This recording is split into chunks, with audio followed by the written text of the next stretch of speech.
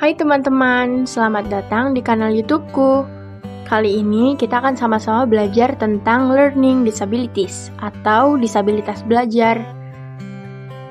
Learning disabilities secara bahasa berarti ketidakmampuan belajar, dan menurut NCLD atau the National Center for Learning Disabilities, disabilitas belajar adalah gejala neurologis berupa perbedaan fungsi dan struktur otak yang berdampak pada kemampuan seseorang dalam menerima, menyimpan, memproses, menerima kembali, dan mengkomunikasikan informasi. Istilah lain yang dikenal tentang disabilitas belajar adalah learning disorder atau gangguan belajar, learning disabilities atau ketidakmampuan belajar, learning dysfunction atau ketidakfungsian belajar, underachiever atau kurang berprestasi, dan slow learner atau lambat belajar. Dan secara umum, disabilitas belajar dapat diartikan sebagai suatu kondisi dalam proses belajar yang ditandai dengan adanya hambatan-hambatan tertentu untuk mencapai hasil belajar. Hambatan-hambatan belajar ini bukan hanya masalah instruksional atau pedagogis saja, tetapi merujuk pada masalah psikologis. Sehingga peserta didik yang mengalami disabilitas belajar berupa hambatan dalam prosesnya akan mendapatkan hasil pembelajaran yang kurang optimal. Disabilitas belajar dapat terjadi karena faktor genetik atau keturunan dari ayah dan ibu. Faktor berikutnya, ketika mengandung, ibu merokok, mengonsumsi alkohol atau obat-obatan yang menyebabkan adanya disfungsi dari sistem syaraf pusat bayi. Berikutnya, kelahiran prematur yang menyebabkan terhambatnya perkembangan anak. Juga kondisi malnutrisi, sehingga terjadi ketidakseimbangan zat-zat kimiawi di dalam otak. Faktor berikutnya adalah lingkungan yang kurang mendukung, seperti guru-guru yang tidak mempersiapkan program pengajarannya dengan baik atau kondisi keluarga yang tidak menunjang. Dengan demikian, lingkungan dapat menyebabkan timbulnya kesulitan belajar pada anak. Disabilitas belajar dapat diklasifikasikan menjadi academic learning disabilities atau disabilitas belajar yang berhubungan dengan akademik. Hal ini bisa berupa gangguan kemampuan membaca atau disleksia, gangguan kemampuan menulis atau disgrafia, gangguan kemampuan menyelesaikan perhitungan matematika atau diskalkulia, dan gangguan kemampuan mengeja atau spelling disorder.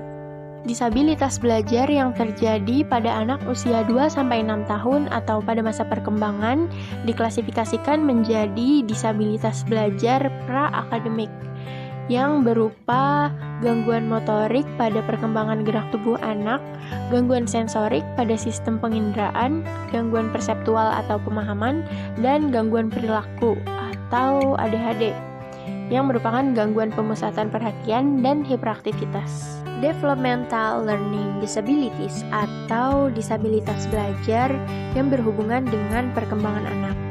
Hal ini dapat berupa gangguan perhatian, gangguan memori atau ingatan, gangguan persepsi visual dan motorik, gangguan berpikir, dan gangguan bahasa. Kemudian dampak dari disabilitas belajar yang pertama adalah disleksia atau gangguan kemampuan membaca. Disleksia bukan hanya berupa gangguan dalam membaca saja, tetapi juga tentang kemampuan dalam memahami apa yang dibaca, lalu kecepatan dan ketepatan dalam membaca. Yang kedua adalah gangguan kemampuan menulis atau disgrafia. Gangguan kemampuan menulis ini tergantung pada karakteristik anak, usia, dan tahapan pengalaman disabilitas belajar yang dialami. Hal ini juga bukan hanya tentang kesulitan dalam memegang pensil atau bagaimana mereka menulis, tetapi juga tentang bagaimana mereka mengatur, merencanakan, dan mengedit tulisan mereka. Yang ketiga adalah gangguan kemampuan mengeja atau spelling disorder yang berhubungan dengan kemampuan membaca dan menulis. Dan yang keempat adalah gangguan kemampuan menyelesaikan perhitungan matematika atau diskalkulia. Hal ini tidak hanya berupa gangguan dalam berhitung, tetapi juga bagaimana keterampilan mereka tentang sebuah operasi hitung matematika seperti pengukuran, perkiraan jarak, serta pemahaman pola dan aturan menyelesaikan matematika. Disabilitas belajar juga berdampak terhadap pengelolaan informasi yang didapatkan melalui apa yang didengar, dilihat, dan dirasakan oleh anak. Contohnya, anak-anak yang mengalami auditory processing disorder atau gangguan pemrosesan pendengaran. Anak-anak yang mengalami kondisi ini tidak mampu mengelola informasi yang disampaikan melalui suara karena otak tidak bisa mengolah suara yang didengar dengan baik. Akibatnya, anak-anak ini seringkali salah dalam menerima informasi. Kemudian, anak-anak yang tergolong dalam visual processing disorder atau mengalami gangguan pemrosesan visual. Anak-anak yang mengalami kondisi ini akan kesulitan menerima dan mengingat informasi yang disampaikan melalui gambar. Hal ini karena otak mereka akan sulit dalam mencerna informasi yang disampaikan secara visual. Dampak berikutnya adalah gangguan sensori motor yang berupa kesulitan atau gangguan kemampuan kontrol manual pada motorik halus dalam koordinasi tangan anak-anak yang mengalami disabilitas belajar. Kemudian, gangguan fungsi sosial emosional. Anak-anak yang mengalami disabilitas belajar banyak terganggu dalam mengartikan bahasa atau ucapan dari sebuah informasi, sehingga mereka sering mengatakan sesuatu dan menjadi sesuatu yang berbeda atau kurang sesuai, dan mereka kesulitan menemukan kata-kata yang tepat dalam situasi tertentu. Dengan permasalahan tersebut, anak akan mudah diejek dan tidak dimengerti oleh temannya, sehingga menimbulkan rasa kurang percaya diri. Istilah lain dari learning disabilities masing-masing memiliki pengertian yang sedikit berbeda. Yang pertama adalah learning disorder atau gangguan belajar, yakni keadaan di mana proses belajar seseorang terganggu akibat timbulnya respon yang bertentangan. Dengan demikian, hasil belajar yang dicapai akan lebih rendah dari potensi yang dimiliki. Yang kedua adalah learning disabilities atau ketidakmampuan belajar, yang mengacu pada kondisi seseorang yang tidak mampu belajar atau menghindari belajar sehingga hasil belajarnya di bawah potensi intelektualnya. Yang ketiga adalah learning dysfunction atau ketidakfungsian belajar, yang menunjukkan gejala di mana proses belajar tidak berfungsi dengan baik, meskipun pada dasarnya tidak ada tanda-tanda subnormalitas mental, gangguan alat indera, atau gangguan psikologis lainnya. Yang keempat adalah underachiever atau kurang berprestasi, yang mengacu pada seseorang yang memiliki tingkat potensi intelektual di atas normal, tetapi prestasi belajarnya tergolong rendah. Dan yang terakhir, slow learner atau lambat belajar adalah seseorang yang lambat dalam proses belajarnya sehingga membutuhkan waktu dibandingkan seseorang lain yang memiliki taraf potensi intelektual yang sama. Jenis-jenis layanan pendidikan untuk anak yang mengalami disabilitas belajar. Yang pertama adalah kelas reguler. Dimaksudkan untuk mengubah citra tentang adanya dua tipe anak, yaitu anak yang mengalami disabilitas belajar dan yang tidak mengalami disabilitas belajar. Dalam kelas reguler yang dirancang untuk membantu anak yang mengalami disabilitas belajar, diciptakan suasana belajar kooperatif sehingga semua anak dapat menjalin kerjasama dalam mencapai tujuan belajar. Keunggulan kelas ini adalah anak yang mengalami disabilitas belajar akan meniru anak yang tidak mengalami disabilitas belajar sebagai model perilaku.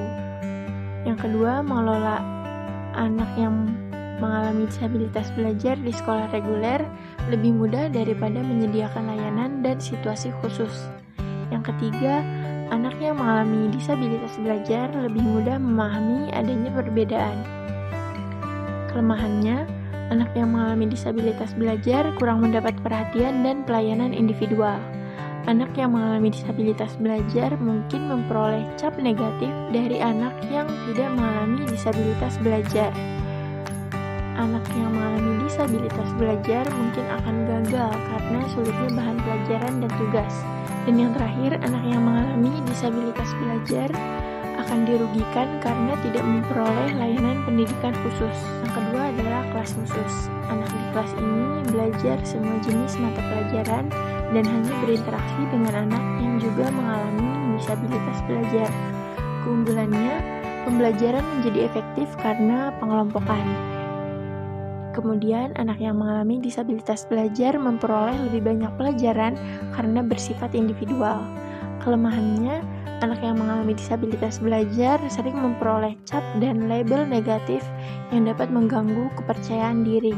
Kemudian, anak yang mengalami disabilitas belajar cenderung hanya dapat berkomunikasi dengan sesama mereka.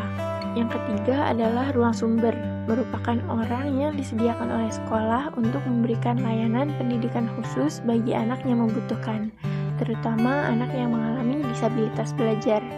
Keunggulannya, anak memperoleh bantuan khusus di bidang akademis sosial dari guru yang terlatih. Kemudian, anak yang mengalami disabilitas belajar tetap berada di kelas reguler sehingga dapat bergaul dengan anak yang tidak mengalami disabilitas belajar. Kelemahannya, banyak waktu yang terbuang untuk pindah dari kelas reguler ke kelas sumber dan sebaliknya.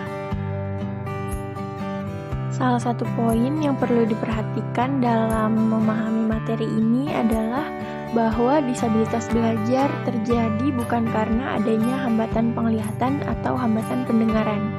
Disabilitas belajar juga bukan sebuah gejala autistic spectrum disorder, bukan juga hambatan intelektual. Disabilitas belajar bukan gangguan emosional atau kesehatan mental. Dan disabilitas belajar sama sekali bukan sebuah ketidakberuntungan, serta faktor budaya, lingkungan, atau ekonomi yang rendah bukanlah hal yang mempengaruhi terjadinya disabilitas belajar. Dapat disimpulkan bahwa disabilitas belajar adalah kondisi seseorang yang tidak dapat belajar secara wajar, ditandai dengan hambatan-hambatan yang membuatnya sulit mencapai kompetensi, prestasi, maupun standar yang telah ditetapkan. Dengan kata lain, mereka akan mendapatkan hasil pembelajaran yang kurang optimal, yang disebabkan karena adanya ancaman, masalah psikologis, hambatan, atau gangguan dalam belajar.